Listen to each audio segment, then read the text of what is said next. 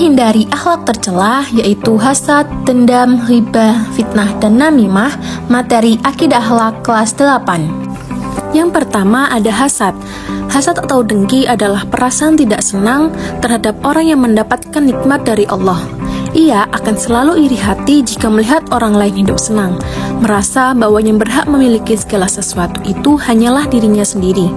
Hadis yang berkaitan dengan hasad yaitu Iyyakum wal hasada fa innal hasada ya'kulul hasanati kama ta'kulun narul hatobah. Artinya, jauhkanlah dirimu dari sifat dengki, karena dengki itu memakan semua kebaikan, sebagaimana api menghanguskan kayu bakar. Hadis riwayat Abu Daud. Ciri-ciri perilaku hasad yaitu yang pertama, adanya kebencian dan permusuhan. Yang kedua, adanya perasaan takabur. Yang ketiga, selalu ingin menonjol dalam segala hal. Dan yang keempat, hasad dapat timbul karena dasar jiwa manusia yang buruk dan kikir untuk berbuat kebaikan kepada sesama hamba Allah Subhanahu wa Ta'ala. Yang kedua yaitu dendam.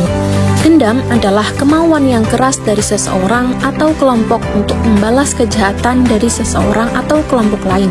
Allah sangat membenci perilaku dendam karena sangat membahayakan dan merugikan bagi orang lain.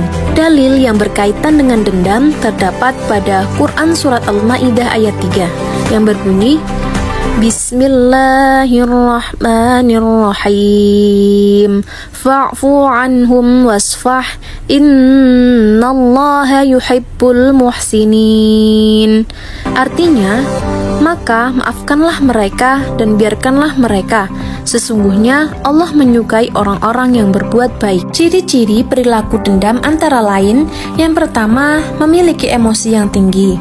Kedua, susah diajak berbicara dengan baik. Ketiga, suka mengancam terhadap orang yang menyebabkan kecewa. Keempat, tidak mudah memberikan maaf. Dan yang kelima, tidak mau menerima nasihat dari orang lain. Yang ketiga yaitu ghibah. Ghibah artinya mengumpat atau menggunjing, yaitu perbuatan atau tindakan yang membicarakan aib orang lain. Dalil yang berkaitan dengan ghibah terdapat pada Quran Surat Al-Ahzab ayat 58 yang berbunyi Bismillahirrahmanirrahim وَالَّذِينَ يُؤْذُونَ الْمُؤْمِنِينَ وَالْمُؤْمِنَاتِ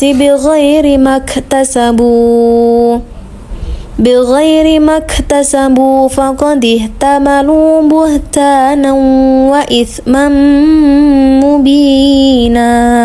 Timbulnya ghibah dapat disebabkan oleh yang pertama, ingin menghilangkan perasaan marah. Yang kedua, kemegahan diri. Jadi, seseorang yang ingin dikatakan hebat dan mewah atau megah.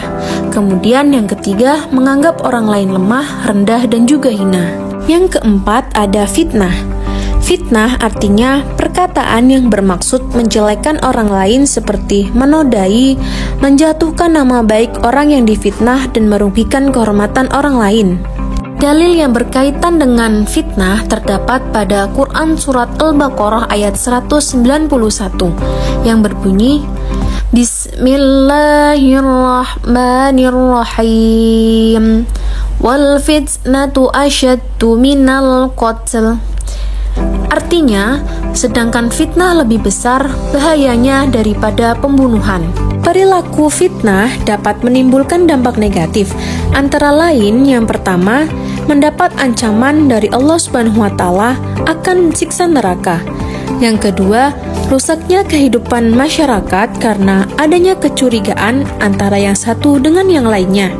Dan yang ketiga, terpecahnya persatuan masyarakat yang dapat memicu timbulnya beberapa kelompok yang mendukung maupun yang menentang. Yang terakhir yaitu ada namimah. Namimah berasal dari bahasa Arab yang artinya adu domba.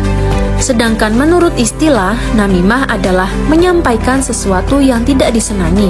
Baik yang tidak disenangi itu orang yang diceritakan ataupun orang yang mendengarnya agar terjadi permusuhan. Dalil yang berkaitan dengan namimah terdapat pada Quran Surat Al-Qalam ayat 10 sampai dengan ayat 11 yang berbunyi Bismillahirrahmanirrahim Wala tuti'u kulla hallafim mahin hammazim masya'im binamim. Sifat namimah dapat timbul karena adanya yang pertama, perasaan tidak senang terhadap orang yang diceritakan. Yang kedua, adanya sifat dengki pada diri seseorang yang menyebabkan tidak kesenangan kepada orang lain. Ketiga, mencari muka agar orang lain bersimpati kepada dirinya.